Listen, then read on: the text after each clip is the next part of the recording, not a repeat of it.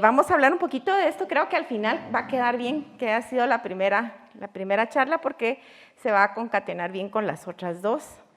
Lo que vamos a tener hoy, vamos a hablar un poco de qué son mitos, ¿verdad? Hablar sobre la diferencia entre mito y la información falsa o errónea. Vamos a desenmascarar un poquito los mitos más comunes y qué es lo que esto va a tener, la consecuencia que va a tener estas barreras en vacunación, como son los mitos, la mala información y otras barreras como, por ejemplo, cómo estamos en cuanto a los centros de salud, en disposición de la vacuna y ese tipo de cosas. Vamos a hablar un poquito también de cómo incide sobre las coberturas, los brotes, más fácil, los brotes y la circulación anual del virus, cómo estamos y algunas de las estrategias que pudiéramos tener. Bueno, ¿qué son mitos? Un mito siempre tiene que ver con una leyenda, o sea, nosotros acostumbramos a decir mitos urbanos o leyendas urbanas, pero realmente un mito debería ser algo que tiene que ver con aquella historia que les vamos a pasar, o relatos que se pasan de boca en boca y que van haciendo más bien de carácter ritual, pero el propósito principal, y probablemente por eso es que hablamos, voy a hacer el puntero que no se fue, por eso hablamos de mito en medicina, es porque usualmente es un cuento o una historia que trata de brindar una explicación al sentido de la vida, pero es una explicación coloquial. Entonces, por ejemplo, esto es un mito coloquial. Decimos siempre, el frío enferma a los niños, ¿verdad? Y eso, la abuelita, la mamá, todo el mundo, tápelo, se le va a enfriar, tápelo, se va a resfriar, ¿verdad? Pero en realidad el frío como tal no le va a dar gripe ni va a enfriar al niño, son los virus que circulan en la época de frío. Entonces, quizá vamos a ver un poquito también de cuál es información errónea. Y esto a veces hace un poquito más de daño porque estamos ahorita en la época digital, estamos viendo que todo esto pasa a través de los celulares. Información como si la vacuna no es totalmente eficaz para prevenir una enfermedad, porque sabemos que las vacunas no van a prevenir el 100% de las enfermedades, ¿verdad? Y no está extensa de riesgos, no debería utilizarse, ¿verdad? Entonces tiene verdades, pero que también está de alguna manera dirigida a hacer una barrera. Entonces, esto fija expectativas que son imposibles para un biológico, que sea 100%, ¿verdad? Y entonces dice, entonces si no es eficaz, ¿para qué me vacuno? Por ejemplo, esta otra. Tenemos que confiar en la naturaleza. La inmunidad natural es mucho mejor que las vacunas. Entonces, pareciera algo muy científico, pero vamos después a desenmascararlo, cuál es la inmunidad natural, por cuánto tiempo y qué hacen las vacunas. Esta es la otra. ¿Por qué tenemos que hacerle caso?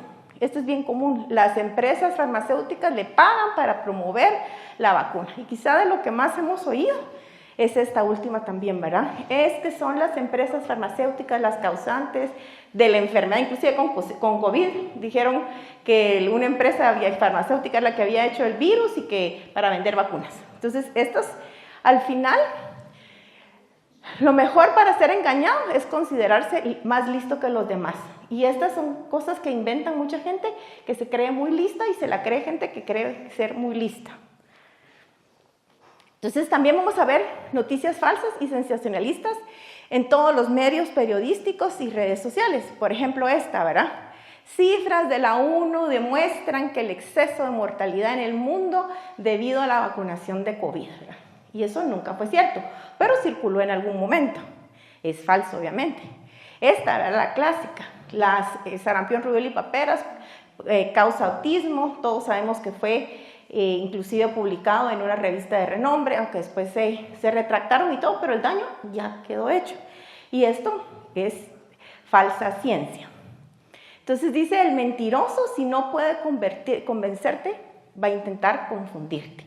Y lamentablemente digamos, a las personas, a la humanidad, a la población, las han confundido. A tal punto que vamos a ver, por ejemplo, este estudio fue hecho en personas que trabajan en el ámbito médico y les hicieron estas preguntas. Lo que está en gris al final es las personas que dieron, digamos, la respuesta correcta. Entonces, por ejemplo, vamos a tomar solo unas 3. La primera dice, las vacunas de COVID causaron miles de muertes súbitas en personas que estaban sanas. Solo 31% dijo que definitivamente esta aseveración era falsa. Estamos viendo que 1/3 de las personas que trabajan en área de salud en Estados Unidos creen que pudiera ser posible que la vacuna hizo que hubiera muerte súbita en personas previamente sanas.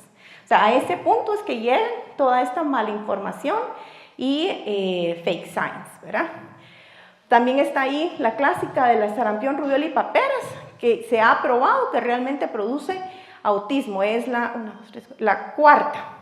Y igual, 32% fueron los únicos que contestaron que era totalmente falso. O sea, vemos a qué grado todas estas mentiras que nos cuentan como que si fueran reales, personas que se creen muy inteligentes, inclusive personas que pueden estar siendo ahorita estos influencers, las dicen y la gente se las cree. ¿Y qué pasa? Empieza a ver todo esto, ¿verdad? No vacunación, no vacunación. Entonces dice Mark Twain, es más fácil engañar a la gente que convencerlos que han sido engañados. Una vez alguien ya se tragó esto y se lo creyó, traten ustedes de hacerlos convencer, y estoy segura que ustedes todos tienen algún familiar que se creyó cualquiera de estas mentiras y no se quiere vacunar, ya sea para influenza, ya sea para COVID, y se la creyó y no va a salir de su mentira, ¿verdad? Entonces hoy vamos a tratar de darles a ustedes algunos elementos para refutar o desenmascarar los 11 mitos más frecuentes para influenza según este estudio que hizo OPS, ¿verdad? Recaudando cuáles, y los vamos a dividir en mitos sobre la enfermedad, mitos sobre la vacunación. Dentro de los mitos sobre la enfermedad, y estos la verdad es que uno las mira y dice, es cierto. La primera es, la gripe no es una enfermedad grave. Para que me vacuno es necesario vacunarme. El segundo, la gripe es solo un resfriado fuerte, o sea, no es para tanto, son unos exagerados, ¿para qué me vacuno? La gripe se previene con vitamina C. Mi abuelita todo nos da vitamina C y ninguno se enfermaba, y ninguno se vacunaba. Y la última, si me da gripe, me curo con antibiótico, voy a la farmacia y me compro algo y ya estoy. Y todas han oído todas. Entonces vamos a desenmascarar si es mito o realidad. La primera, la gripe no es grave, no es necesario vacunar. En realidad hay alrededor de 650,000 causas mundialmente que pueden llegar a tener alguna complicación, como neumonías, por ejemplo, ¿verdad? Entonces, se dice que, y esto está publicado en esta revista española, que la influenza puede causar de 300,000 casos a 650,000 muertes por año. Y más o menos se van a producir al año unos 1,000 millones de casos de gripe estacional. Entonces, las personas que van a tener mucho más alto riesgo de morir, ¿verdad? Van a ser las embarazadas, los menores de 59 años, las personas de 65 más, las personas con enfermedades crónicas, las que tienen quimioterapia y las inmunodeprimidas, por supuesto. Y no necesariamente por influenza, fíjense que ahí sí que en carne propia. Yo vacuno a mi papá siempre, pero ellos no responden a veces los viejitos, él tiene 95 años, muy bien a las vacunas. Le dio influenza, casi que ni le dio fiebre, tosió como 3 veces, pero tiene ICC, se le descompensó. O sea, y eso es muy común. O sea, la influenza descompensa a los pacientes cardíacos. Y no necesariamente tenían que haber hecho una neumonía o algo grande. Entonces, realmente la influenza sí es algo para tomarlo en serio. Entonces, igual, la fiebre no es más que un resfrío. ¿Verdad? Los resfríos no son lo mismo que la gripe. El resfrío es aquel que va a hacer, si mucho, una fiebrecita. Usualmente están causados no por virus de influenza, ¿verdad? Y estas van a ser las principales complicaciones de aquellos que sí realmente tienen influenza, ¿verdad? La neumonía, que puede ser una neumonía viral o después de la neumonía viral ya puede ser una neumonía bacteriana. Por eso es importante, espero que todos ustedes también estén vacunados contra neumococo. Ahora, como personal de salud tenemos que estar vacunados contra neumococo. La insuficiencia respiratoria, o sea, una influenza, sí, hemos visto todos pacientes chiquitos sobre todo que llegan a ventilación mecánica. Miocarditis y pericarditis también han sido muy comunes. Nosotros somos pediatras en niños pequeños, pero como les digo, los que manejan adultos, en viejitos también. Pueden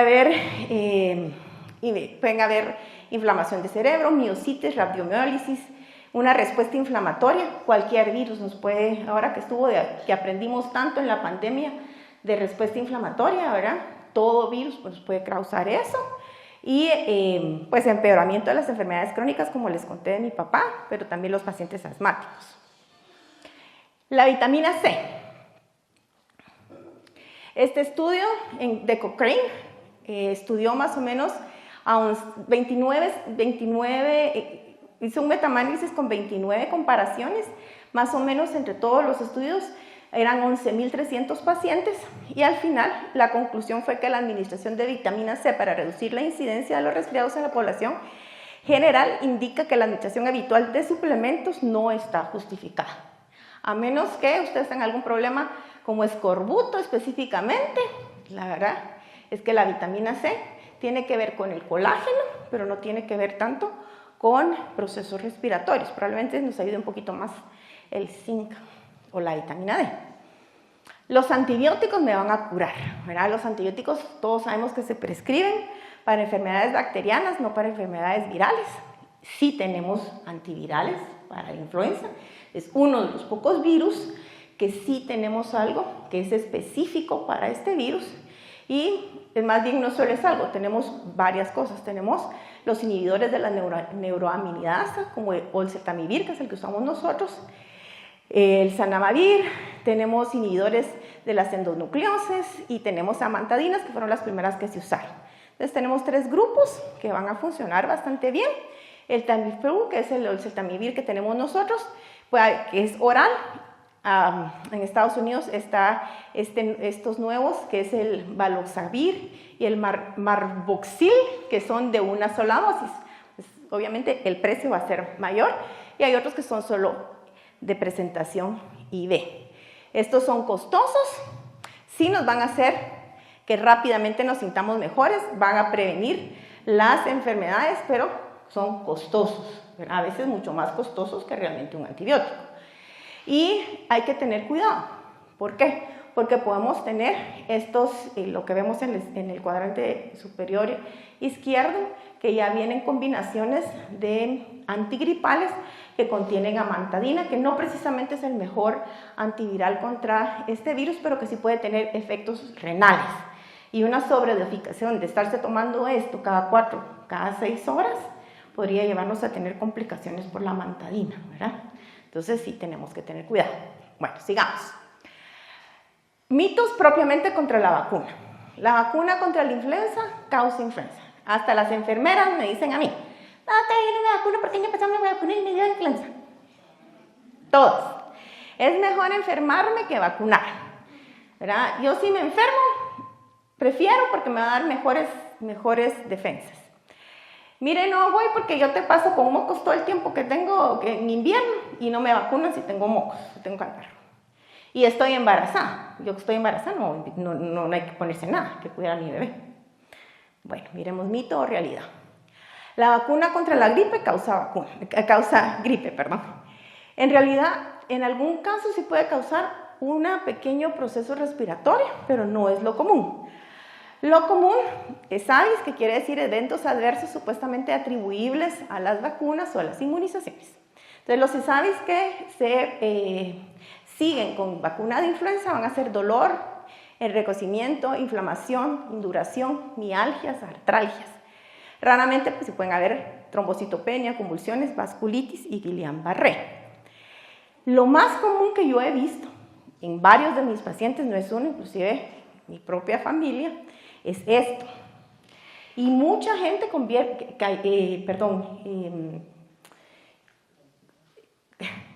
piensa que, no se me viene la palabra, piensa que esto puede ser una celulitis, confunde la palabra. Piensa que esto puede ser una celulitis o confunden esto con celulitis, que al día siguiente ya alrededor del área está rojo. Y realmente, o a veces en el mismo día, y al otro día amanecen con una área endurada, roja, y a veces bastante grande. Y esto realmente no es que sea una celulitis, es una reacción de Arthrops que tiene que ver con inmunocomplejos. Y eso sí lo he visto yo bastante frecuencia con influenza. Quizá de las cosas que tenemos que tener cuidado, pues es la anafilaxia y el Guillain-Barré, que puede ser tanto con esta vacuna como con otras vacunas, pero también lo podemos de tener una gripe o un catarro normal, podemos llegar a tener Guillain-Barré. Luego, ¿es mejor enfermarse que vacunarse? Pues la verdad es que yo creo que esto ya lo vieron un poquito con el doctor Prado, ¿verdad? La inmunidad natural, pues va a tener todas estas líneas de defensa, pero la adquirida lo importante es que vamos a tener una defensa o vamos a crear defensas que van a ser dirigidas específicamente para ciertos linajes de virus de influenza que van a estar circulando durante el año. Entonces, si usted se enferma, se va a enfermar, por ejemplo, de la H1N1, pero no va a tener los otros 3 linajes porque la vacuna es tetravalente, entonces está protegiéndolo usted específicamente contra 4 linajes de influenza. A usted le va a dar, tendría que enfermarse 4 veces de influenza en este año para estar, y de los que están circulando para estar protegido, igual que la vacuna lo va a proteger. Entonces, después de enfermarse de gripe, ¿cuánto tiempo de inmunidad me queda? En general, las dos, más o menos entre 6 y 12 meses, pero la diferencia es que si usted se enferma es solo contra una cepa y si se vacuna va a ser contra las 4 que va a tener. Y la infección natural puede llevarla a tener complicaciones de una enfermedad grave y en la vacuna la verdad es que los riesgos son leves y la probabilidad que usted vaya a terminar en un intensivo después de haberse vacunado con la vacuna tetravalente va a ser bien bajito. Así que siempre vamos a ganar cuando nos estamos vacunando. Siguiente mito, si tengo catarro no me puedo vacunar. En realidad sí vamos a tener algunas precauciones y contraindicaciones con las vacunas, siempre. Si ustedes son vacunadores, por favor, tienen que tener siempre en su clínica, deben de tener medicamentos como epinefrina, ¿verdad? Yo siempre del Ix me robaba uno y se me vencía y le iba a cambiar. Señora, dame el favor de cambiármela, porque espero en Dios que nunca me toque una anafilaxia, pero eso es algo que puede pasar, como que a uno le caiga un rayo, pero están las posibilidades. Bueno, entonces entre las contraindicaciones. Administrar esta vacuna a personas que ya han tenido reacciones anafilácticas contra algún componente de la vacuna.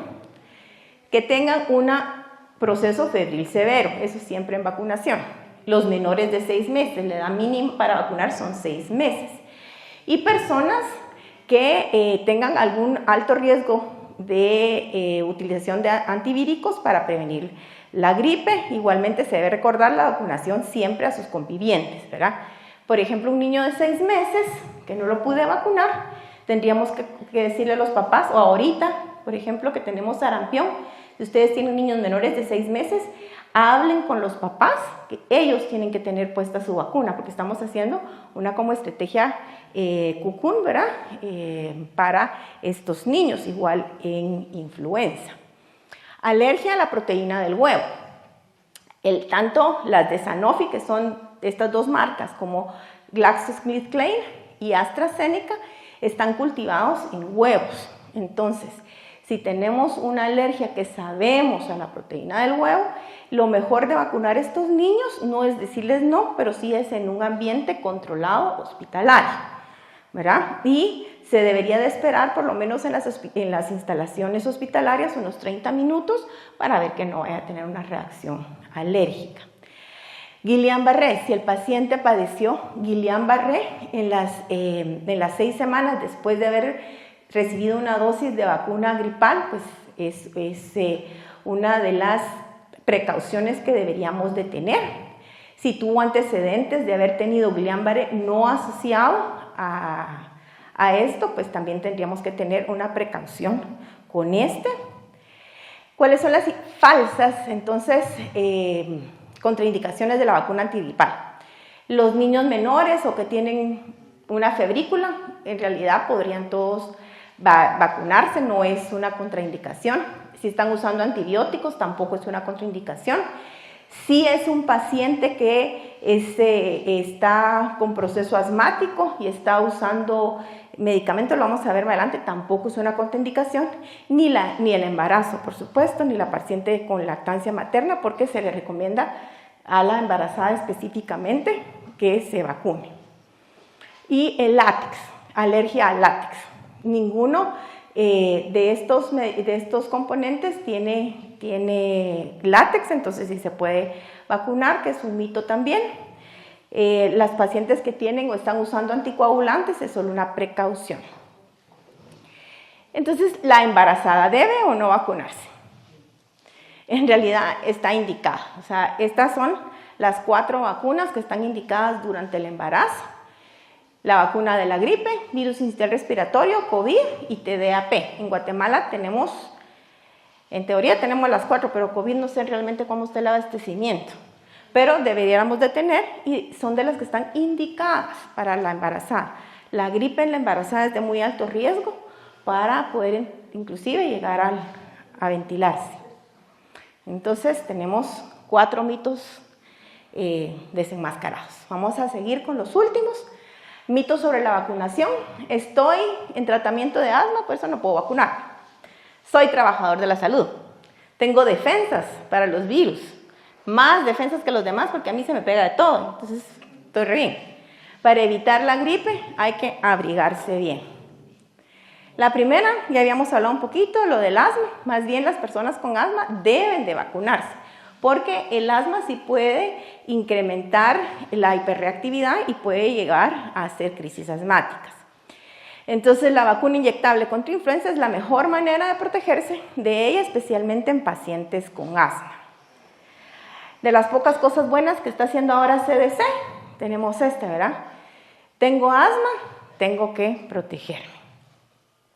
Si soy trabajador de la salud, entre la guía de la Organización Mundial de la Salud para trabajadores de la salud, esto sí me llamó la atención. Nosotros decimos trabajadores de la salud y casi siempre pensamos nada más médicos, enfermeras o quienes están en contacto directo, pero también tienen que ver las secretarias, hasta el barrendero que está en el hospital debería de vacunarse o debe estar considerado dentro de esto.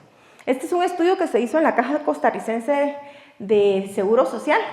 Y miren la cantidad de personas que rechazan la vacunación contra influenza específicamente.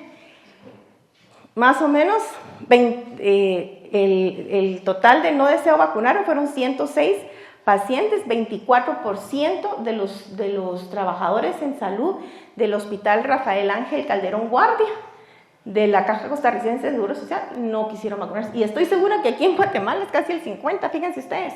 Nosotros compramos vacunas en el Seguro Social y después hay que andar viendo a quién se les ponen porque las enfermeras no se las quieren poner y a veces hasta mis residentes no se las quieren poner. Hay que andar detrás de ellos. Esta es la recomendación de la OMS de todas las vacunas que deberían de tener los trabajadores de la salud y por supuesto que dentro de esos está la vacuna de influenza. Tengo que abrigarme por sí solo, ¿verdad? Que es la verdad, que tengo que abrigarme porque es tiempo de frío, pero el que esté bien abrigado o bien tapado realmente no me va a evitar tener influenza si estoy compartiendo con alguien que tiene influenza y no tiene mascarilla. Entonces la verdad es que el frío no me hace enfermarme más, es el contacto y la circulación en esa época de virus respiratorio. Así que esto eran cosas que se tenían que decir. Sí, me encanta Bueno, barreras en vacunación. Ya hablamos un poquito de la desinformación y de los mitos. ¿Qué otras cosas tenemos como barreras? Temor a efectos adversos, ¿verdad? El miedo a las reacciones graves, la desconfianza especialmente a farmacéuticas o programas de salud después de COVID es súper importante. Es muy triste que tengamos esto tan presente en muchas personas. Y la baja percepción del riesgo. El acceso a la logística. Esta probablemente es una barrera muy importante que también hay que decirse. Entre la logística y el acceso está el abastecimiento. distribución equitativa de vacunas, accesibilidad, costos, ¿verdad? En abastecimiento, cuándo las fechas de entrega de la vacuna, cuándo se inicia la vacunación, muchas veces es noviembre, diciembre y no ha entrado todavía la vacuna, la cantidad de vacuna que viene disponible en los programas. No es equitativa porque la accesibilidad que hay a las partes rurales del país, la accesibilidad a los puestos y centros de salud, los horarios, ¿verdad? Tenemos horarios, a veces tal vez hasta las 4 de la tarde y los papás a esa hora salen, los costos indirectos, el traslado de pacientes, la pérdida de la jornada laboral. ¿Qué consecuencias tienen todos estos? ¿Qué consecuencias tienen todos estos? Ahorita vamos a ver. Desinformación. La vacuna da gripe, eso reduce la intención de vacunarse. Temor a los efectos secundarios va a retrasar o evitar la vacunación. Percepción en el riesgo, que no me voy enfermo nunca, ¿para qué me vacuno? Baja la prioridad, el adulto no tiene como prioridad la vacunación. Y el acceso a la logística, pues también va a dificultar. Si yo tengo que caminar 6 horas para que mi niño se vaya a vacunar y cuando llego está cerrado, ¿qué quiero ir? O sea, no me voy a vacunar. Esto va a llevar a bajas coberturas y a brotes en el año. Bajas coberturas. Esto tristemente es lo que está puesto en la página de OPS. Según ellos tenemos para marzo-septiembre más o menos el 8% de los niños vacunados. Eso no es totalmente cierto, pero eso es lo que está puesto. No tenemos buena red de información. Dice que las vacunas en las embarazadas, el 14%, eso es lo que está. Y según ellos no tienen disponible oseltamivir en Guatemala, que también no es cierto. Pero esto es lo que está puesto, o sea, qué mal los vemos. Esto es un nuevo dashboard que está subido en el programa nacional, que ustedes lo pueden consultar. Esto fue del año 24, el del 25 casi no está todavía alimentado. Y ellos dicen que tuvieron una cobertura del 63% en menores de 1 año. Y eso porque los niños, estamos acostumbrados a vacunar a niños menores de 1 año. Si no, no tuviera este porcentaje. El 20% de niños de 6 meses a 1 año para su segunda dosis. 45% en los niños arriba de 2 años para que lleguen a su vacuna anual.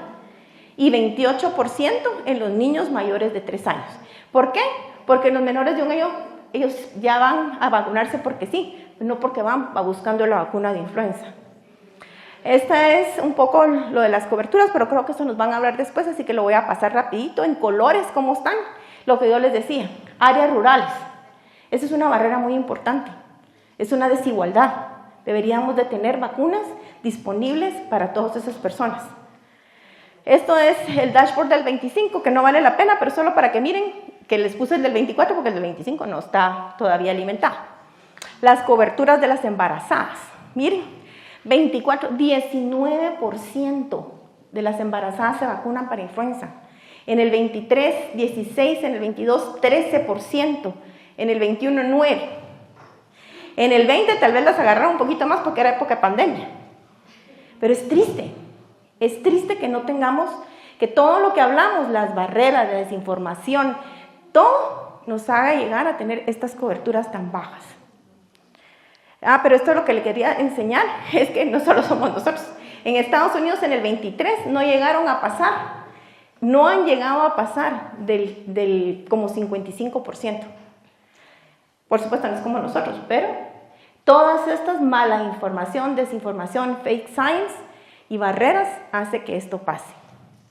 Y los brotes obviamente que tenemos, se los voy a pasar rapidito porque imagino que la doctora del ministerio les va a hablar un poquito de los centros que hay. Y las épocas en que, si ven, cuando hay en época de lluvias, que es más o menos en la semana 30, donde está en la plena época de lluvias, es cuando más pico de procesos respiratorios tenemos. ¿Verdad? Ahí está la influenza A y B, ¿verdad? Como de los principales. Si miran, la influenza es el rosadito. A principio de año todos tenemos niños que cuando empiezan el colegio, es ese rosadito que miren, lleva de aquí como para las 12 semanas, que es más o menos ahorita. Y todos los niños con influenza, gracias a Dios, porque si no tuviera clínica. No, ¿verdad? Pobrecitos niños. en el colegio, ¿verdad? Esta es la cantidad, como pueden ver, más o menos un cuarto de lo que se aísla en estos lugares centinela va a ser influenza. Entonces la influenza tiene un patrón estacional de circulación, mayor incidencia de noviembre a mayo y causa pues severidad en niños pequeños, que eso ya lo sabíamos. Esta es una neumonía por influenza. O sea, eso de que los virus no me causan nada, no es cierto. Miren qué gravedad, o sea, una placa horrible y es viral. Entonces son 700,000 muertes, 31 por cada 100,000 casos de muertes en mayores de 61 años.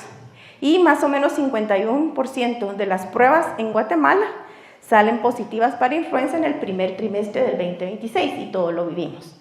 La mayoría de las personas gastan más tiempo y energía en rodear los problemas que en tratar de resolverlos. Y así se pasó. Pasamos la conferencia viendo los problemas y no las resoluciones que vamos a ver en un minuto. Deberíamos de tener mejores campañas de educación para tener mensajes claros sobre la seguridad y la eficacia. Deberíamos de tener acceso ampliado, esto es para sobrepasar las barreras, con horarios extendidos. Deberíamos de tener brigadas móviles en los lugares rurales. Tenemos que hacer más por aumentar la confianza, involucrando a los líderes comunitarios, a los médicos locales, a las comadronas. Y recordatorios anuales, ¿verdad? Enfatizar que la vacuna debe aplicarse anualmente en cada embarazo, en el caso de las embarazadas. Esto, por ejemplo, es un ejemplo de lo que podríamos estar haciendo, dando mensajes positivos cortos. La vacunación es segura. Hay que proteger porque puede tener complicaciones graves y se protege a toda la familia. Es necesario que sea anual. Hay grupos vulnerables y tenemos acceso gratuito en todos los centros de salud y que realmente sea rápido, ¿verdad? Mire estos qué bonitos. Todos necesitamos vacunas contra influenza y una foto de todos. Juntos cuidamos tu salud y la de todos. O sea, mensajes cortos, claros, concisos y que la gente, que llegue a las personas. Entonces esto es todo lo que yo les tengo para hoy y cumplí con el tiempo y mis 80 diapositivas en 31 minutos.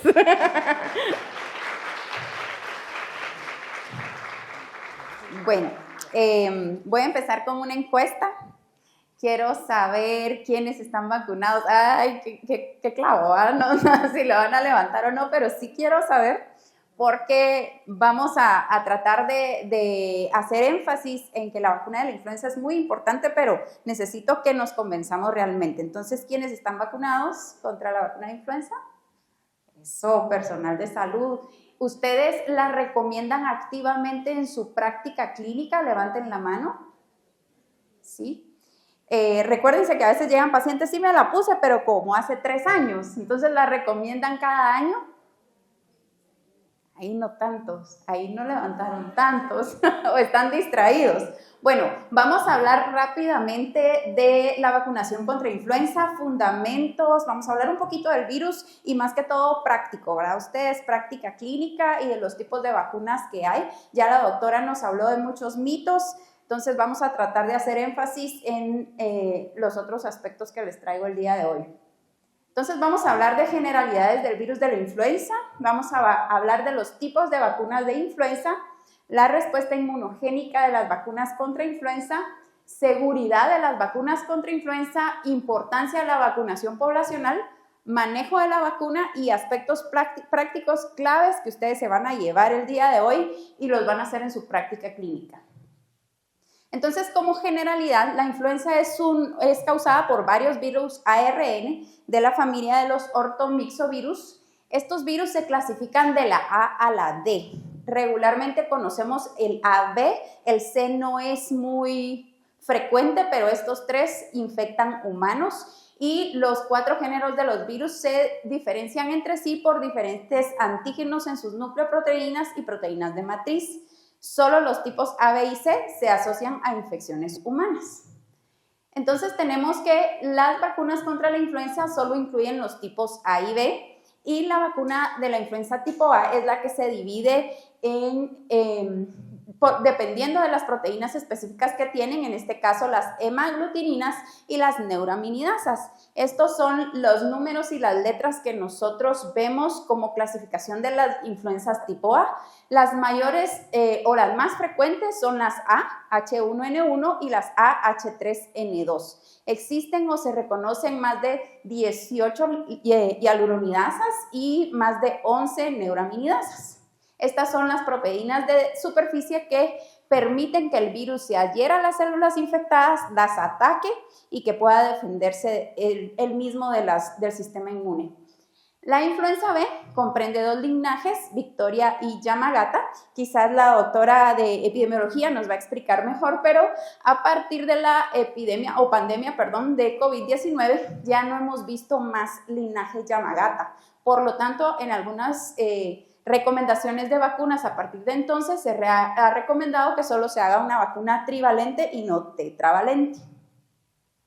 Entonces, esta es la estructura del virus. Como podemos ver en la superficie, ahí podemos tener las proteínas de superficie que ya les mencionaba, las hemaglutininas en rojo, las neuraminidasas en azul, tenemos las nucleoproteínas, tenemos el ARN viral y tenemos las polimerasas. Cuando hay cambios en las polimerasas o las polimerasas sufren alguna mutación, entonces ellas van a producir proteínas diferentes hemaglutininas, diferentes neuraminidasas, y es así como vamos a tener, es probable que virus circulando de manera diferente. Y entonces es por eso que se lleva una revisión exhaustiva de los virus de la influenza circulantes, porque sabemos que con un cambio antigénico mayor, esto puede convertirse en una epidemia.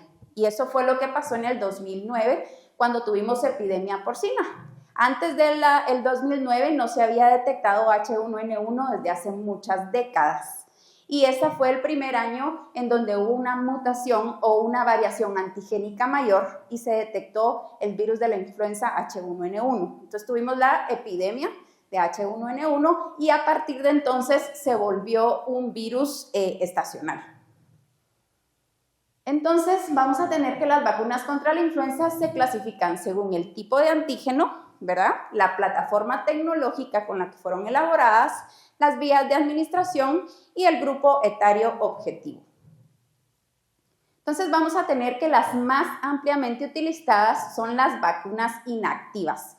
Estas contienen virus muertos no replicativos y su vía de administración es intramuscular. Pueden haber de tipos fragmentados o puede haber de subunidades como hialuronidasas y neuraminidasas purificadas.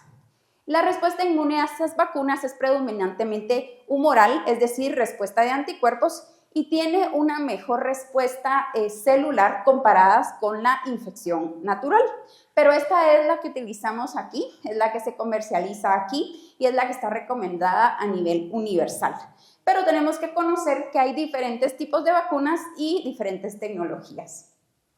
Entonces tenemos que también existen vacunas vivas atenuadas. La característica es que los virus están vivos, pero están atenuados. Algo así como la vacuna de sarampión, que es de virus vivos atenuados.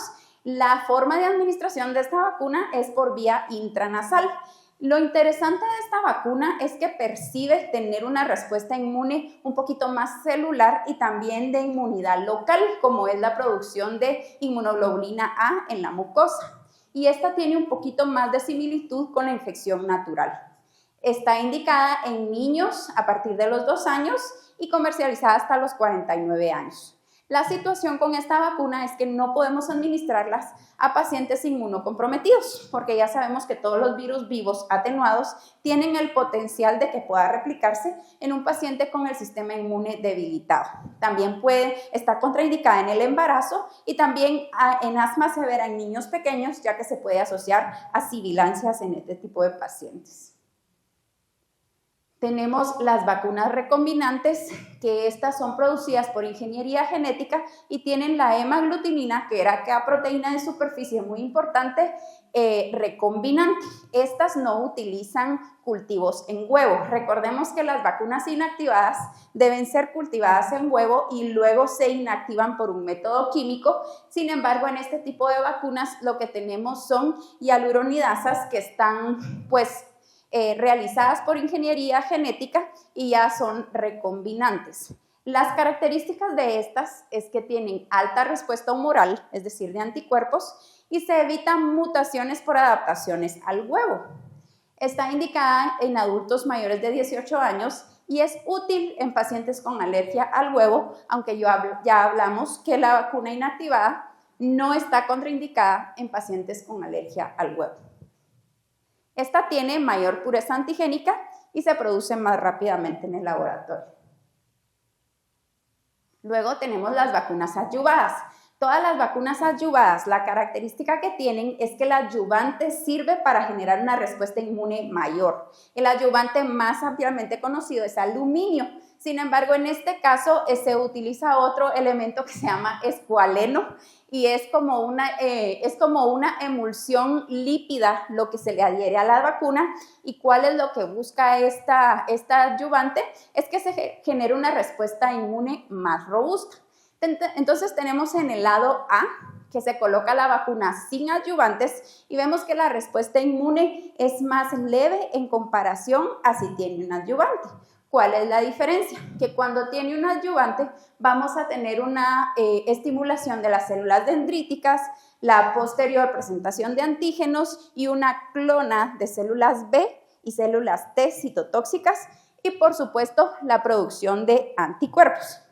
Entonces, si miramos solo viendo esta imagen, ¿podríamos decir que este paciente se le podría inflamar el ganglio linfático? ¿Podría inflamarse después de esa producción muy activa? ¿Sí o no? Sí. Entonces, también podríamos decir que le puede dar fiebre. También podría decir que se siente un poquito cansado. Esto es nada más para explicar que muchas de las vacunas contra la influenza tienen efectos secundarios y obviamente esta vacuna que va a estimular más ampliamente el sistema inmune es muy probablemente que va a tener mayores efectos secundarios porque pues, el paciente va a reaccionar y entonces podría palparse algún nódulo, podría tener fiebre, podría sentirse mal, pero eso no significa que le está dando influenza, ¿sí? Y eso es por la razón por la que algunas personas podrían confundir, miren, yo me vacuné y me fue peor, o sea, me puse peor con la vacuna. Pero lo que sucede es que también hay estimulación del sistema inmune o algunos de verdad, mala suerte, les dio influenza y se acaban de vacunar. Entonces, esta tiene una mayor producción de anticuerpos y se usa en adultos mayores porque mejora la inmunogenicidad en inmunosenescencia. Entonces tenemos vacunas también de altas dosis, que estas tienen una cantidad de antígeno mayor, hasta 4 veces más de hialuronidasas, y esto aumenta los títulos de anticuerpo. Hay mayor protección en adultos mayores y también está indicada en mayores de 65 años. Y aquí está la marca comercial que se llama Fluzone, de alta dosis. También las nuevas vacunas que se están desarrollando en este momento, que todavía no están implementadas, son las vacunas a base de ARN mensajero. La pandemia de COVID-19 trajo con ella mucha investigación y mucha investigación en vacunas también. Entonces, la tecnología de esta vacuna es que se inyecta el ARN mensajero y este ARN mensajero codifica para distintas proteínas y tiene la particularidad que puede tener una respuesta inmune para más virus o proteínas y tiene una alta adaptabilidad. El estado actual de estas vacunas es que todavía están en ensayos clínicos de fase 3, es decir, todavía no se comercializan y no se utilizan.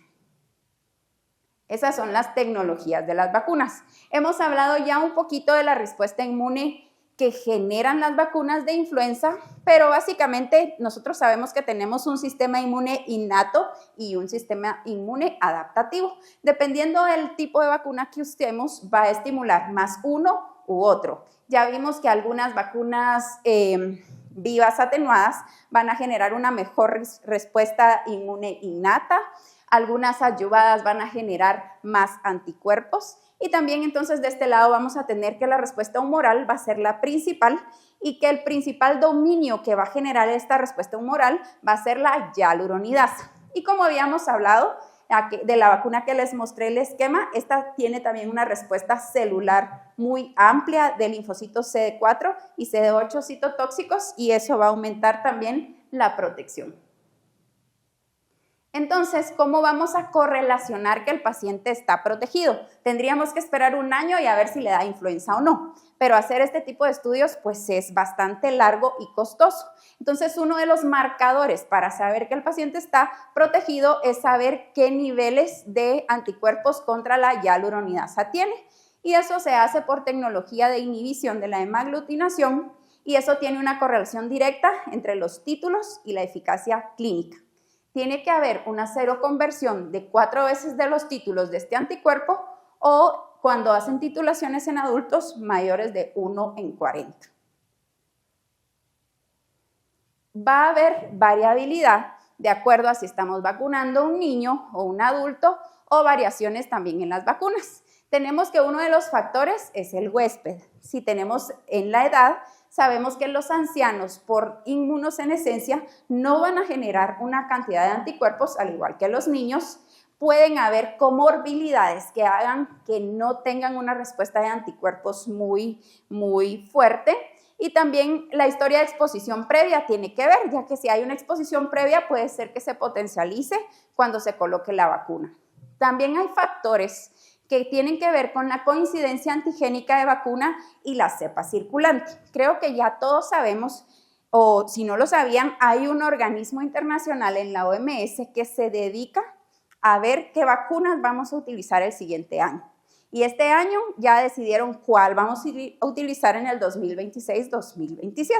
Ustedes se meten al Global Influenza Surveillance y ahí van a ver qué vacuna se va a utilizar para cepa norte y para cepa sur, y esto se hace a través de la vigilancia epidemiológica. Entonces, esto tiene que ver con la coincidencia antigénica de la vacuna y la cepa circulante. Yo no sé si oyeron que el año pasado hubo una variación de la influenza A, que hubo un subclado K. No sé si lo escucharon. Entonces, en Norteamérica vieron que había una variación antigénica mayor de la influenza A H3N2, que es la estacional, y esto se le denominó un subclado K. ¿Qué pasa cuando hay estas variaciones antigénicas? Que puede ser que este virus vaya a ser un poco más transmisible, o que las vacunas no le va a pegar tanto a como si no tuviera esta variación, y eso pasó el año pasado en Estados Unidos, y tengo la consideración que aquí nos pegó un poquito más tarde, entre febrero y marzo, porque empezamos a ver casos de influenza más fuertes. Yo personalmente vi más hospitalizaciones, y seguramente es porque hubo una variación antigénica. Entonces, eso se refiere a que si no hay coincidencia con el antígeno porque después mutó el virus, no vamos a tener una efectividad igual en la vacuna, va a disminuir. El tipo de vacuna tiene que ver también, y el uso de adyuvantes, que ya lo vimos. Entonces, la eficacia global de la vacuna de influenza va a oscilar entre un 40 y 60% cuando hay un buen match antigénico. Entonces, ustedes van a decir, pues no es tanto, pero ya vamos a ver que los beneficios sobrepasan por mucho, aunque tenga una eficacia no tan alta. Entonces, ¿cuánto va a durar la inmunidad de la vacuna de la influenza? En promedio, los anticuerpos van a empezar con una reducción significativa después de los 4 a 6 meses. La inmunidad celular puede persistir más tiempo, pero con menos intensidad, por eso justifica que cada año nos estemos vacunando. Ustedes me dirán, pero no dura un año la inmunidad.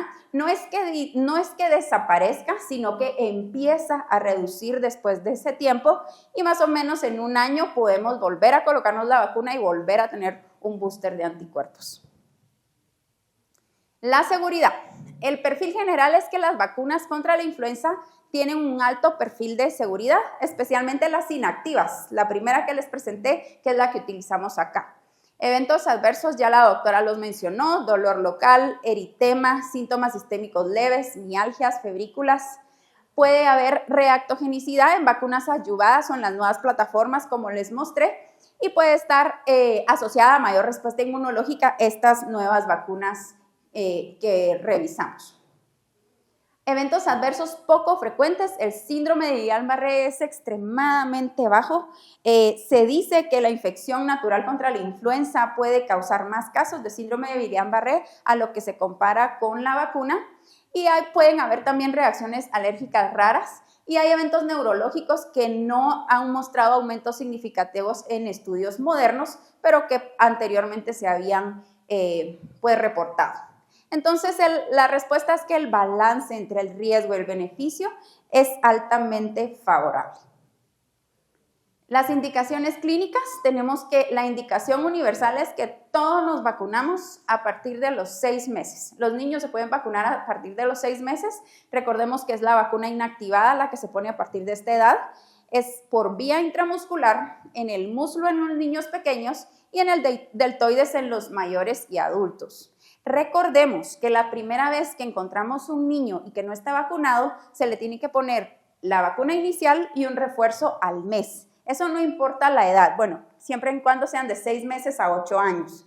¿Por qué? Porque la primera vez sí necesitamos como un booster para el sistema inmune para que tenga una buena reacción de anticuerpos y a partir de entonces el niño se puede vacunar cada año. Los grupos prioritarios vamos a tener que son niños menores de 5 años, especialmente los menores de 2 años, adultos mayores de 65 años y las embarazadas que se pueden vacunar en cualquier trimestre del embarazo.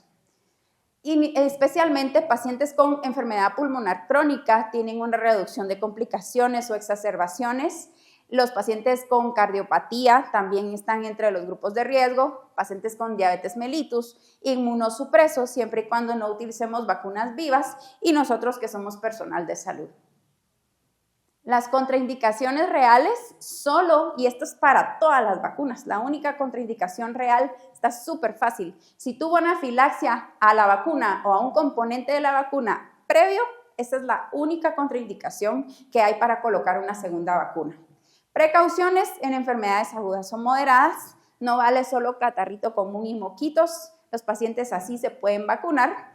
Y la alergia al huevo que ya habíamos platicado, que aunque estas vacunas se cultivan en huevos, no precisamente todas las proteínas del huevo van a pasar a la vacuna, por lo tanto es solo una precaución en pacientes que son muy alérgicos que lo coloquemos en un entorno seguro. Entonces, este es el resumen comparativo de los tipos de vacunas que les presenté.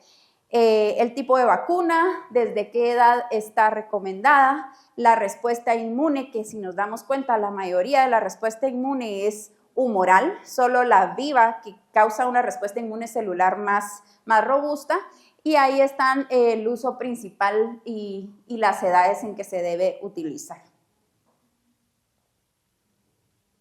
Bueno, entonces, así rápidamente, ya para que nos quede, ¿cuál es la importancia de la vacunación poblacional? Pues hay importancias o protecciones a nivel individual, ya que previene de una enfermedad grave. Hay protecciones indirectas, hay inmunidad comunitaria, disminución de la transmisión, incluso protección de los pacientes no vacunados porque disminuye la transmisión.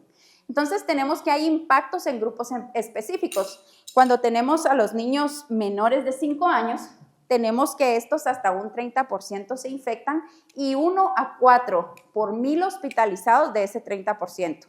Las mujeres embarazadas no se diga, el embarazo es un estado proinflamatorio muy importante y las mujeres embarazadas pueden parar incluso en ventilación mecánica con una influenza. Pueden tener riesgo de perder al bebé y también riesgo de partos prematuros o bajo peso al nacer. El 70-85% de las muertes por influenza es en adultos mayores de 65 años y el 50 al 70% de las hospitalizaciones. También aumento del riesgo cardiovascular y recaídas en pacientes con enfermedad crónica. Entonces tenemos que la efectividad de la vacunación anual va a ser de un 40 al 60% para infección, por eso puede ser que un paciente vacunado se enferme de influenza, ¿cierto? Y eso nos pasa mucho. Mire, yo lo vacuné, pero igual aquí estoy. Sí, aquí está, pero no está hospitalizado, ¿verdad? Porque también hay un aumento de la protección para hospitalización de un 30 al 50% y de mortalidad hasta un 80%. Entonces, esto es lo que justifica que vacunemos a los pacientes cada año. Asimismo, también va a haber una reducción de la carga sanitaria, menos saturación del hospital y un impacto económico en ausentismo laboral, escolar y costos en salud. No digamos en costos de salud. Así rápidamente, la mayoría, pues me imagino que han manejado alguna vez vacunas y si no, pues lo que necesitan es un refrigerador. Salió muy pixeleada la imagen, pero se miraba bien en mi presentación. Pero básicamente lo que nos dice la imagen es que hay que tener un refrigerador, en medio están las vacunas, ahí arriba hay paquetes de hielo, abajo hay paquetes de hielo y también hay botellitas de agua. Los paquetes de hielo y las botellitas de agua sirven por si en algún momento la luz eléctrica se va inadvertidamente, eso nos asegura que por lo menos 24 horas las vacunas pueden estar protegidas, ¿verdad? En esos cambios de electricidad que pueda haber. Hay que mantener el almacenamiento entre 2 y 8 grados centígrados, no hay que congelarlas. Si las vacunas se congelan, podríamos tener que descartarlas porque pierden su potencia, ¿verdad? Y hay que conservar los empaques originales protegidos de la luz. Tenemos que tener un monitoreo continuo de la temperatura. Como ya lo sabemos, el transporte de las vacunas también debe ser en cadena de frío.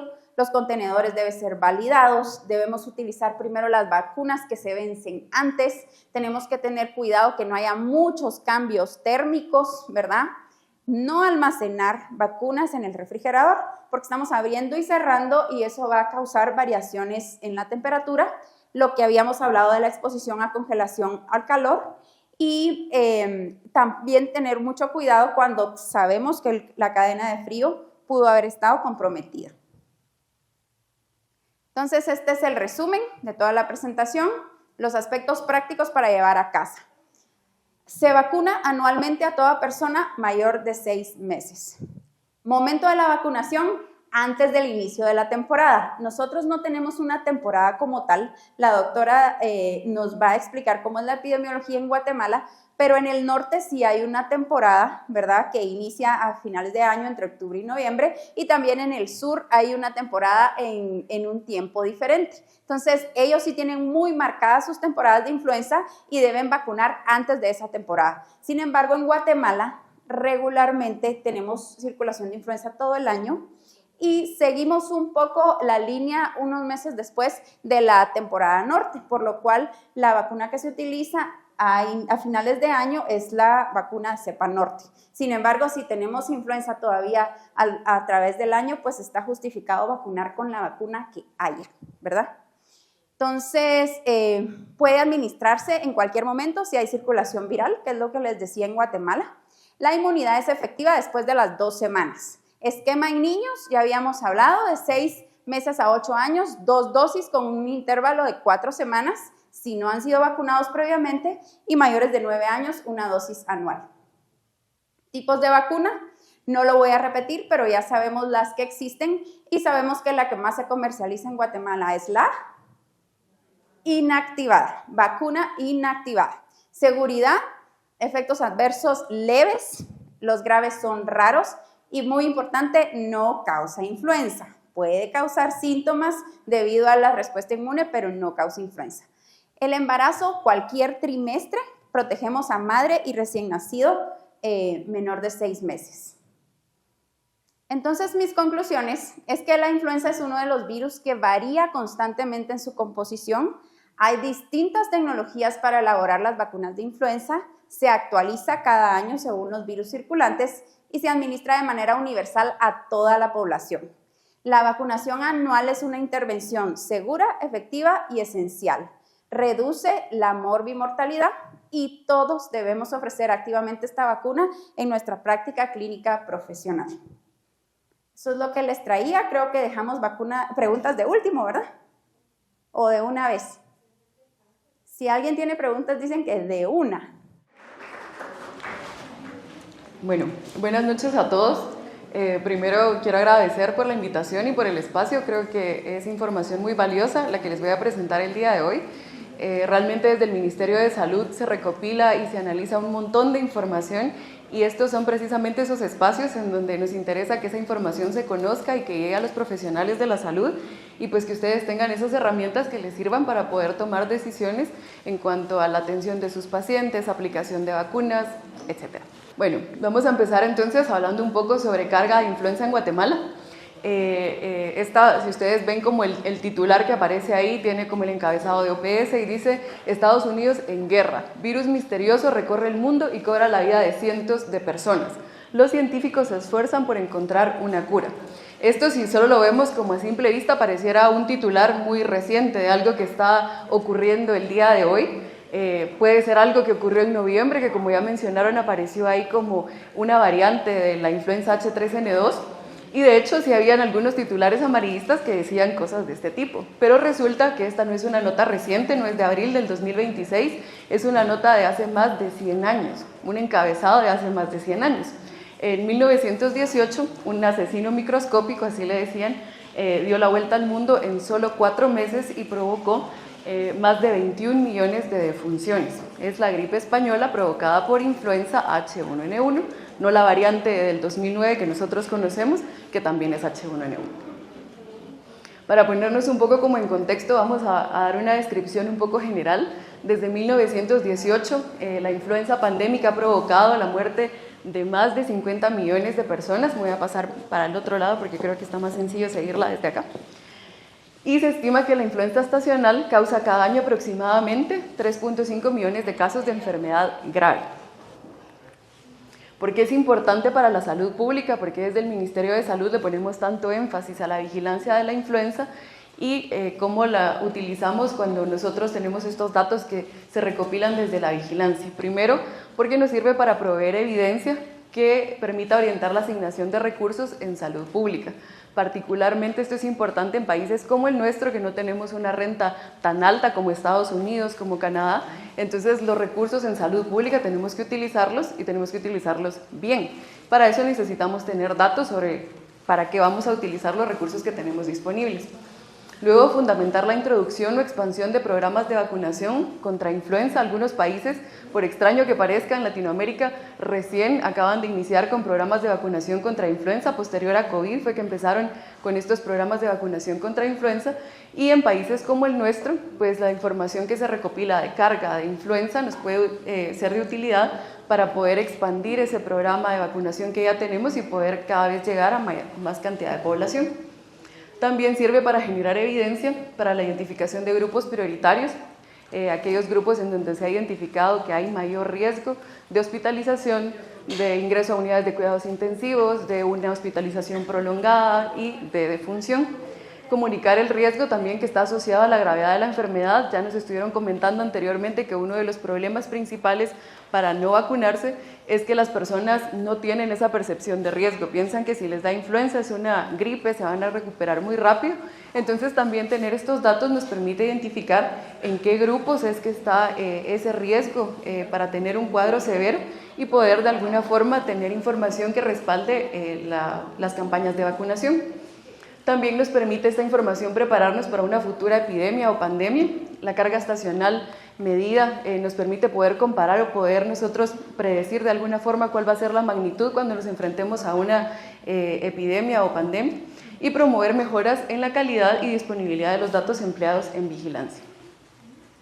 A mí me gusta mucho este esquema porque básicamente resume muchas de las actividades que hacemos con los datos de vigilancia en epidemiología. Es como un rompecabezas. Nosotros tenemos datos de los virus respiratorios en la vigilancia centinela de influenza. Ya les voy a explicar más adelante cómo hacemos esa vigilancia en Guatemala. Tenemos también estimaciones de carga médica por influenza. Utilizamos los datos precisamente que se recopilan como parte de la vigilancia y otros datos adicionales que les voy a mostrar más adelante. Esta información nos permite poder presentarlo a las autoridades y a las personas encargadas de la toma de decisiones. Eso nos da de alguna forma financiación para poder adquirir vacunas y para poder finalizar el impacto de la vacuna contra influenza estacional. El año pasado hicimos por primera vez impacto de la vacuna en Guatemala.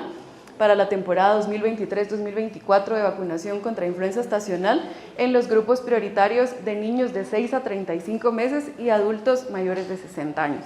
Entonces también ya tenemos esa información que espero yo que próximamente esté disponible para que ustedes la puedan consultar y que también les sea de utilidad, y al final pues lo que nos permite es lo que está ahí abajo, tomar decisiones orientadas o basadas en datos para salud pública. Hay algunas limitaciones, como todo, para poder hacer estas estimaciones de carga. El país no se queda atrás con las limitaciones. Primero, la capacidad para distinguir la influenza o gripe de otras infecciones respiratorias agudas. En Guatemala, el Ministerio de Salud Pública anualmente registra más de 3 millones de infecciones respiratorias agudas. ¿Cómo podemos saber si esas infecciones respiratorias agudas son provocadas por un virus respiratorio y cómo podemos saber si es por influenza? No podemos tomarle una muestra a cada una de las personas que consultan los servicios con síntomas respiratorios porque realmente es imposible lograr tomar una muestra de cada uno. Entonces, por eso utilizamos la vigilancia centinela, que ya luego les voy a explicar cómo está organizada en el país. La capacidad de laboratorios también de la red de servicios del Ministerio de Salud para la identificación de los virus mediante técnicas de PCR con fines de vigilancia es escasa. Realmente la mayoría de los servicios que sí tienen disponible esta capacidad de poder hacer identificación con PCR lo hacen más con fines de diagnóstico, que está perfecto, pero es totalmente diferente el enfoque cuando vamos a utilizar muestras para vigilancia que cuando lo vamos a hacer con fines diagnósticos. En vigilancia nosotros buscamos cierta estandarización de los casos que se van a registrar. Hay una definición de caso que se tiene que aplicar para poder integrar a los casos a la vigilancia. Necesitamos recopilar los datos también de calidad sobre estos casos para poder analizarlos y poder tener esa caracterización que posteriormente nos va a servir para todo eso que les estaba explicando. Y también la disponibilidad de datos epidemiológicos y laboratoriales de calidad, que esto va amarrado con lo anterior. Hay fragmentación en los sistemas de información. El Ministerio de Salud Pública lamentablemente no tiene un sistema funcional de información donde tengamos integrados datos de hospitales, datos de centros de salud, de puestos de salud. Tenemos atención primaria que está en una parte donde se recopila esa información y se almacena y la podemos analizar, y luego tenemos a los hospitales, que cada hospital tiene su plataforma o tiene la forma en la que registra la información, y realmente es muy complicado acceder en algunos casos a esos datos de los hospitales para poder utilizarlos en salud pública para hacer los análisis epidemiológicos que se necesitan. Entonces, ¿cómo solucionamos este problema en Guatemala para poder tener esa información disponible y poder hacer esos análisis que les estaba comentando? En Guatemala utilizamos una vigilancia centinela, que es una vigilancia especializada para los virus respiratorios. Esta vigilancia inició desde el año 2007, inicialmente estaba pensada para poder vigilar influenza únicamente, pero en realidad desde el inicio el enfoque fue hacerlo para influenza y otros virus respiratorios. Actualmente el país tiene 9 sitios centinela que están repartidos en los departamentos que están ahí con los colorcitos azules, celestes a nivel nacional. Estos son representativos, se eligieron de acuerdo a una evaluación que se hizo para poder determinar si estos eran sitios adecuados, y estos se complementan con datos nacionales de vigilancia laboratorial y reportes epidemiológicos, que son esos puntitos que ustedes ven en rojo. Nuestros sitios centinela están en San Marcos, tenemos 2 sitios centinela en San Marcos. Uno es para la vigilancia de infecciones respiratorias agudas graves en el Hospital Nacional de San Marcos, y tenemos otros 2, en San Marcos son 3 en total, para la vigilancia de enfermedad tipo influenza en pacientes ambulatorios. Uno está en el Centro de Salud de San Marcos y el otro en el Centro de Atención Permanente de San Pedro Zacatepeques, también en San Marcos. Luego en Cobán también tenemos otros 2 sitios centinela. Uno es el Hospital Regional de Cobán para pacientes que requieren hospitalización, pacientes gravemente enfermos, y el otro es el Centro de Salud de Cobán para pacientes ambulatorios. En la ciudad de Guatemala tenemos 3 sitios centinela más. Uno es el Hospital General San Juan de Dios, que aporta datos de calidad para la vigilancia de los virus respiratorios. Históricamente el San Juan de Dios ha compartido los datos y precisamente es para los casos que están gravemente enfermos. El Hospital de Infectología Pediátrica es otro de nuestros sitios centinela también para la vigilancia de los virus respiratorios, y la Clínica Periférica de la 1 de Julio, que es para los pacientes ambulatorios. El de más reciente como reapertura, porque ya había sido hace un tiempo un sitio centinela, es el Hospital de Cuilapa, en Santa Rosa. También han estado aportando ya durante un año y medio datos para la vigilancia de infección respiratoria aguda grave, y el mes que viene esperemos que empiece a funcionar ya el sitio para la vigilancia de pacientes ambulatorios en Nueva Santa Rosa, en Santa Rosa también. Estos otros puntos en rojo representan estos sitios que no son centinela, pero que comparten periódicamente información con nosotros y con el Laboratorio Nacional de Salud para poder complementar la vigilancia a nivel nacional. Está el Hospital de Huehuetenango, el Hospital de Zacatepeques, el Hospital Pedro Betancur, está el Hospital de Jutiapa, el Hospital de Suchitepeques y el Hospital de Zacapa. Bueno, ¿qué información se obtiene de la red de vigilancia centinela de influenza y otros virus respiratorios en Guatemala? ¿Para qué tenemos estos sitios en los mapas que ustedes vieron anteriormente? Primero, nos sirven estos datos para poder tener nosotros información sobre la circulación de los virus respiratorios por semana epidemiológica. Esto corresponde a este año, de la semana epidemiológica 1 a la 12, y ustedes pueden ver cómo ha estado la circulación de influenza, sobre todo H3N2. Esta es una temporada que realmente se ha caracterizado por el predominio de H3N2. Cuando nosotros comparamos con datos históricos de temporadas anteriores, ha sido H1N1 por lo general la que ha estado en los últimos años circulando con predominio. En el 2023-2024 tuvimos una temporada por H3N2 como compartida con H1N1, y cuando tenemos estas temporadas donde H3N2 es la que predomina, la mayoría de los casos o la mayoría de la presentación clínica es en pacientes ambulatorios.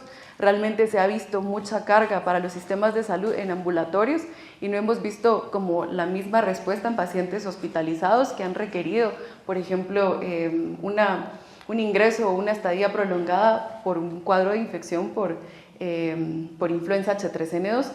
Adicionalmente, ustedes pueden ver el resto de los virus respiratorios que circulan en el país.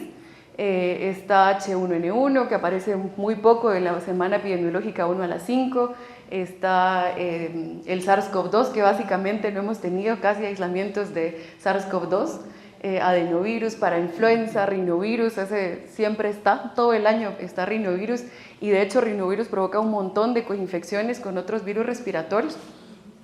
Y tal como mencionaba la doctora, algo muy curioso que pasó precisamente con la aparición del SARS-CoV-2 es que básicamente influenza B Yamagata desapareció del mapa. No hemos tenido circulación de influenza B Yamagata desde el 2009 más o menos, a nivel mundial tampoco se ha identificado influenza B Yamagata, pero igual el laboratorio mantiene la capacidad para poder identificarla eventualmente si llegara a aparecer, por eso es que está ahí dentro de lo que se vigila.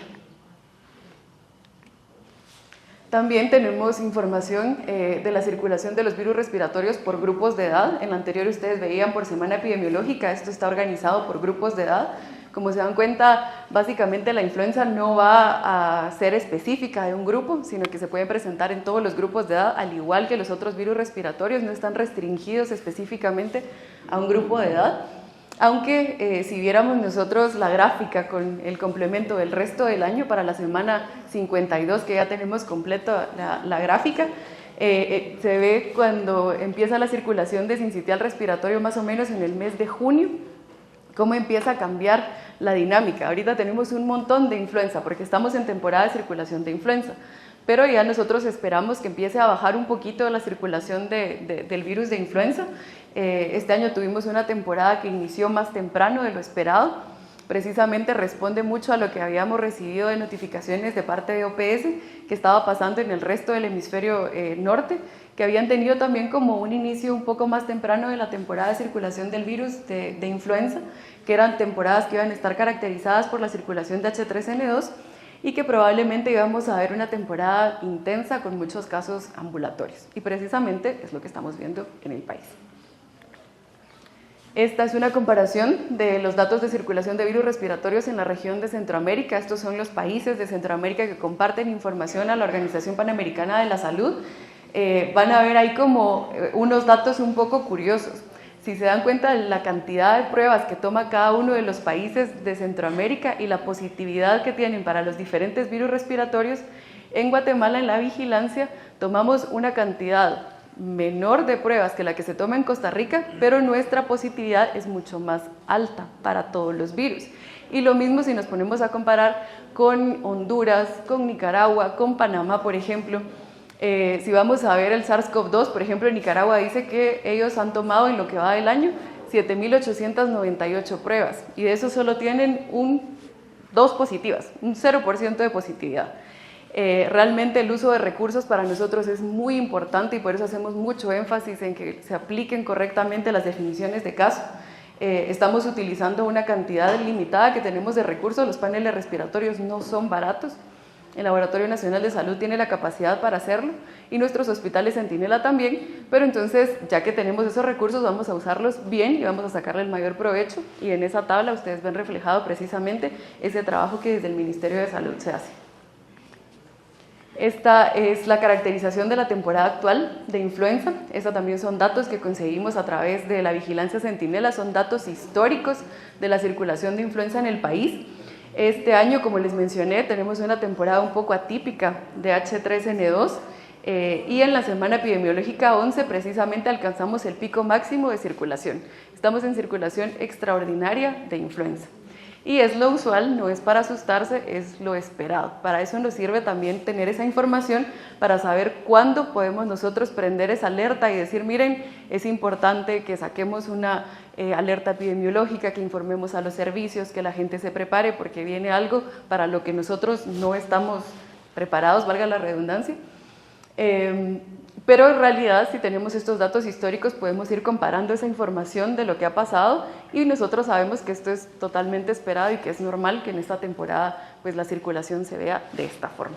En el mes de octubre más o menos sacamos la alerta informativa para poder explicarles a los servicios, a la red de servicios del Ministerio de Salud y que siempre se pide que estas alertas se giren en general a todas las personas que atienden pacientes o que están en contacto con pacientes para que tengan esa información también y que les sea de utilidad para poder tomar decisiones y poder prepararse también para lo que eventualmente va a pasar.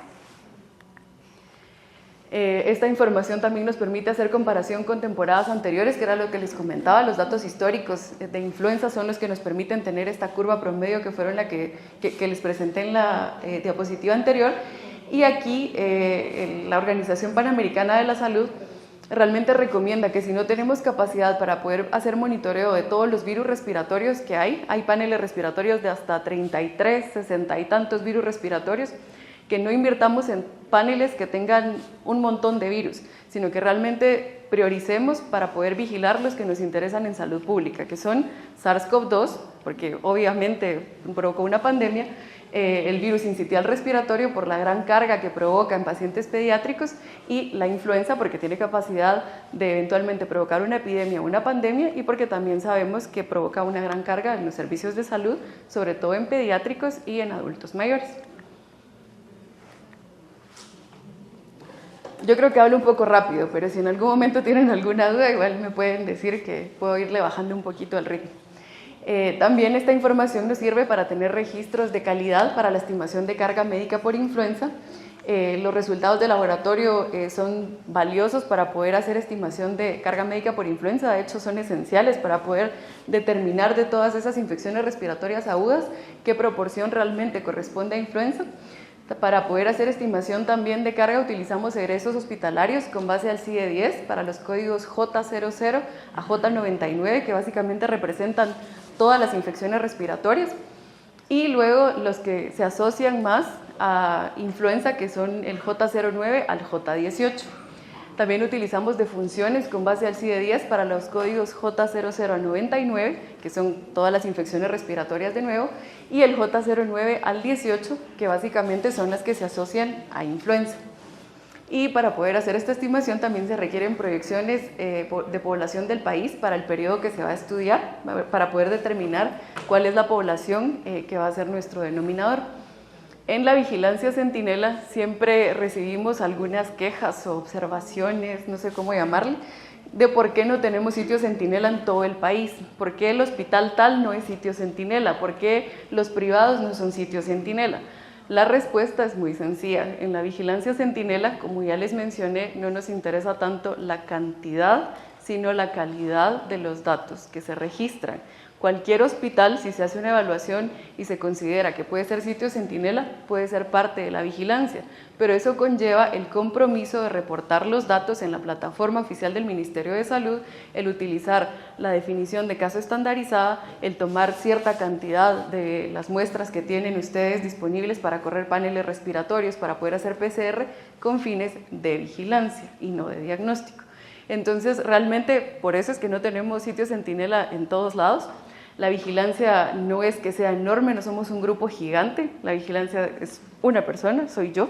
Entonces, tampoco me daría tiempo de visitar todos los sitios centinela, porque sí nos piden como parte de la calidad de la información y como parte del seguimiento para los sitios centinela, visitarlos por lo menos 2 veces al año.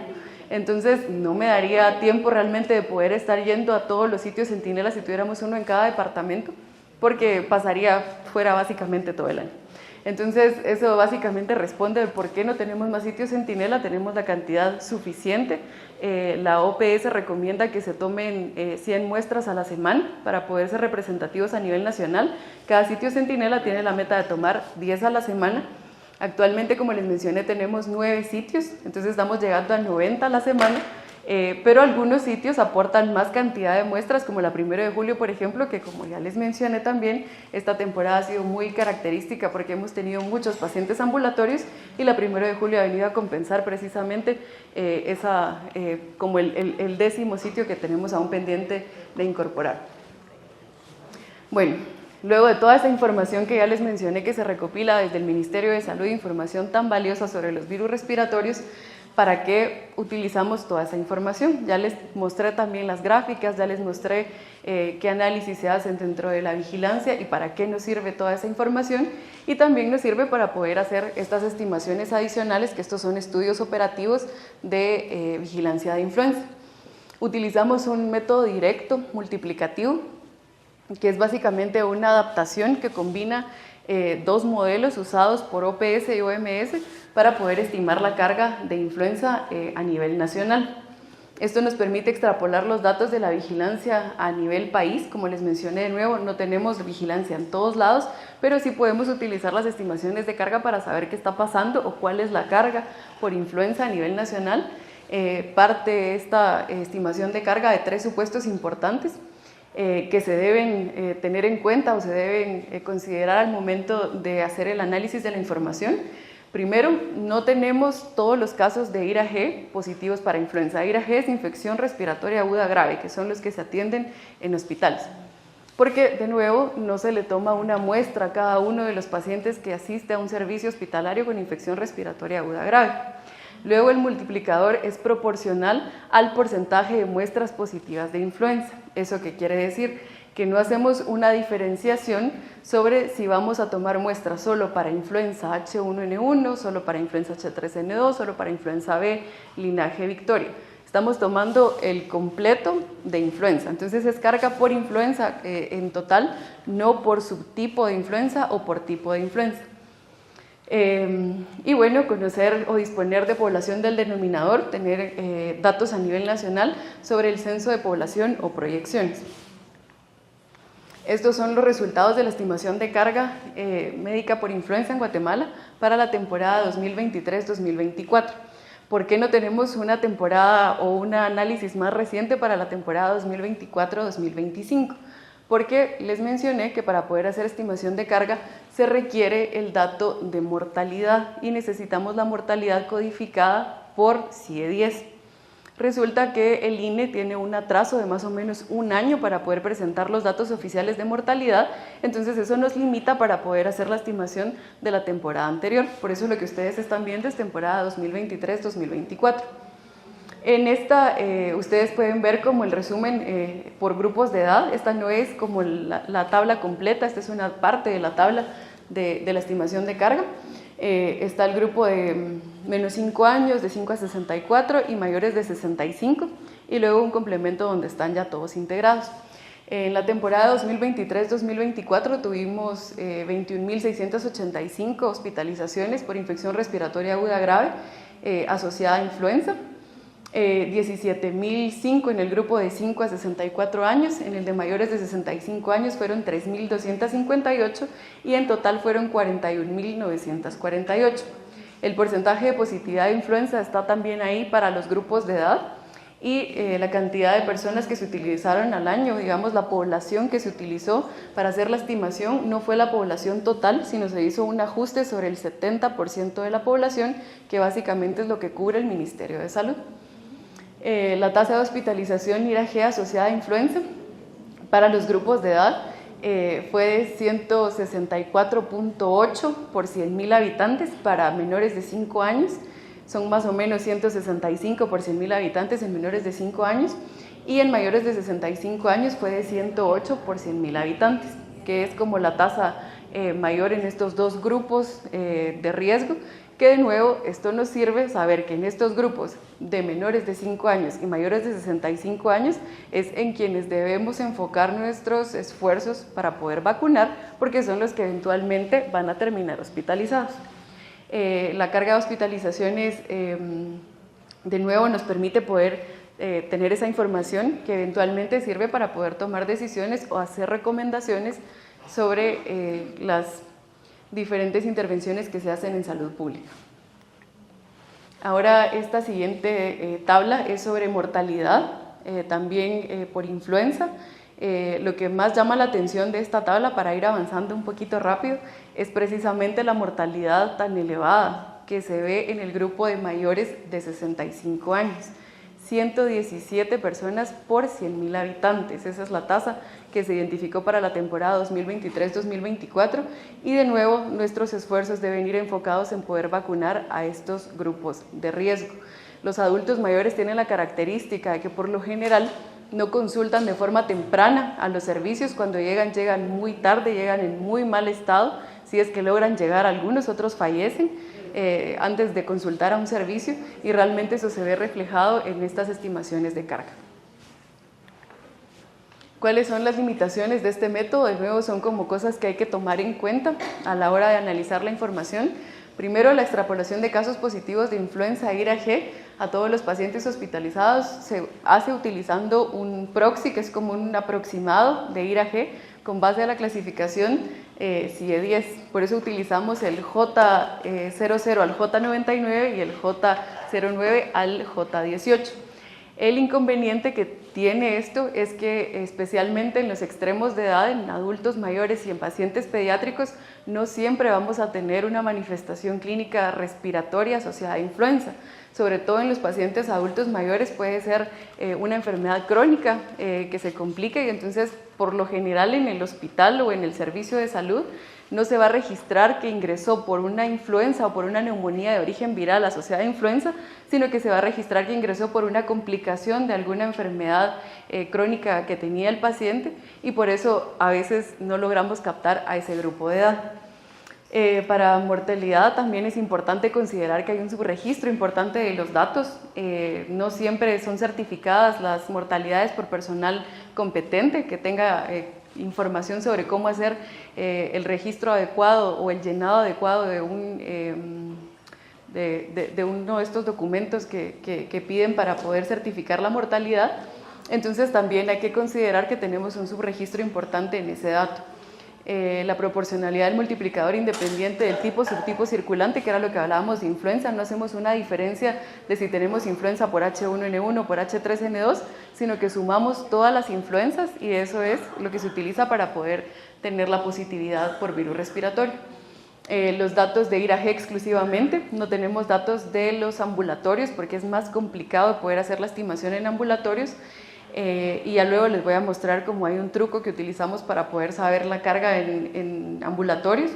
Los datos de circulación en grupos target, es muy complicado a veces poder tener suficiente muestra representativa de pacientes crónicos, por ejemplo, o de mujeres embarazadas o trabajadores de salud incluso. Entonces dependemos mucho de que se haga el registro adecuado en las fichas epidemiológicas, eso lo trabajamos muy de cerca con los sitios Centinela, pero igual todavía nos sigue faltando como tener más representatividad de estos grupos en específico para poder hacer un buen análisis de estos otros grupos adicionales que también son de riesgo. Y los datos de circulación en edades más desagregados, si se dieron cuenta, están como menores de 5 años, de 5 a 14, y se pueden como seguir desagregando, pero sí nos hacen falta datos en menores de 5 años desagregados para poderlos ver incluso por meses, para poder identificar en dónde es que está esa mayor carga que estamos viendo nosotros en los hospitales. Y la cobertura de hospitales públicos, el sistema de egresos o patrones de comportamiento de búsqueda de atención médica.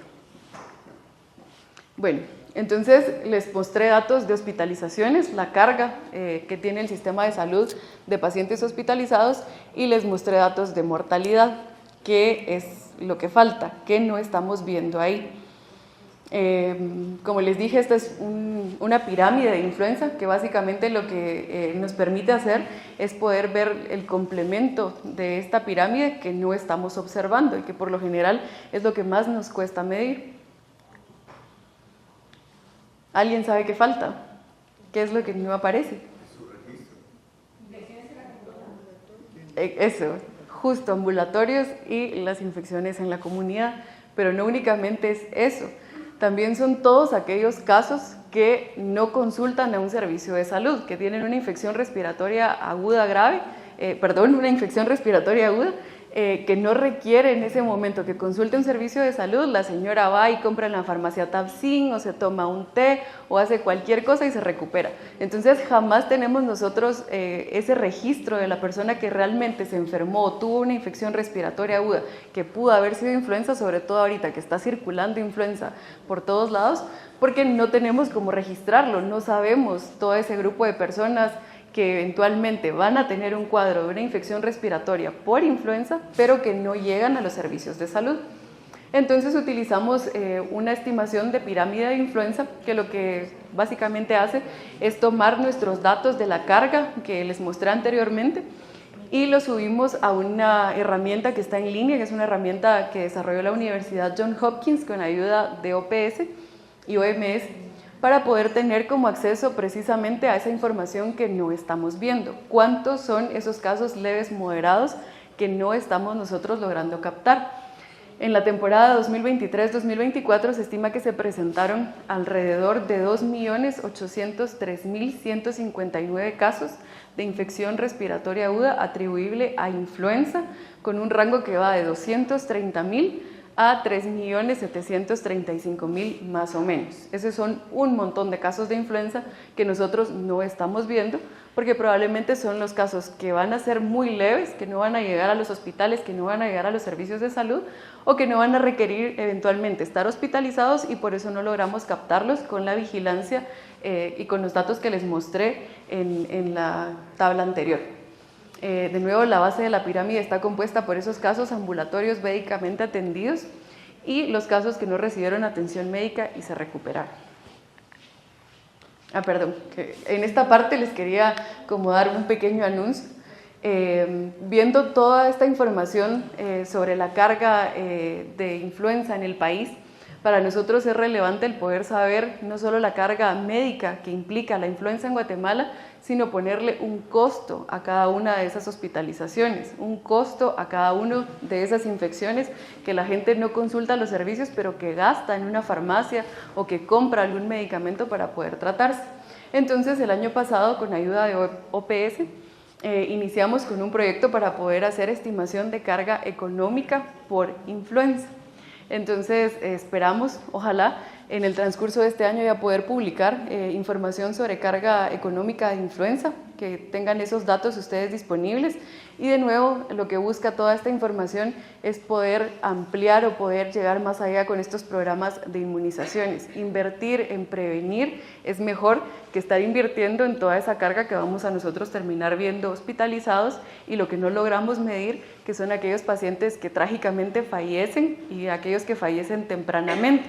De alguna forma podemos estimarlo a través de años de vida perdidos en función de haber fallecido antes de lo esperado por una infección respiratoria aguda asociada a influenza, pero realmente lo que busca todo esto es, de nuevo, tener datos de calidad, información que permita poder orientar esas políticas públicas, poder presentar esa información ante las personas que son encargadas de tomar decisiones en salud, y que realmente ese dinero, el mucho dinero que se recibe a través de salud pública se pueda utilizar de una buena forma para la atención de las personas. Entonces, para mí es realmente un gusto el poder compartir con ustedes esta información, que sepan todo lo que el Ministerio de Salud hace, que si en sus manos está eventualmente poder sumarse como parte de la vigilancia desde algún sitio, pues son bienvenidos.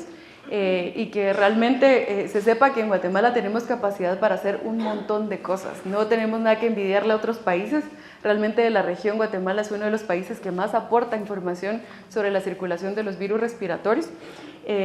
Tan así es que este año se hicieron 3 presentaciones de la Red Nacional de Virus Respiratorios en la Red Latinoamericana de Virus Respiratorios en Sarinet, que acaba de ser la reunión, y Guatemala presentó 3 proyectos donde han estado avanzando en investigación. Carga médica por influenza, preparación pandémica y carga económica asociada a influenza. Entonces, sepan que esa información está disponible en la página del Ministerio, ustedes la pueden encontrar. Igual yo estoy a sus órdenes para lo que necesiten en la Dirección de Epidemiología, y muchas gracias por su atención.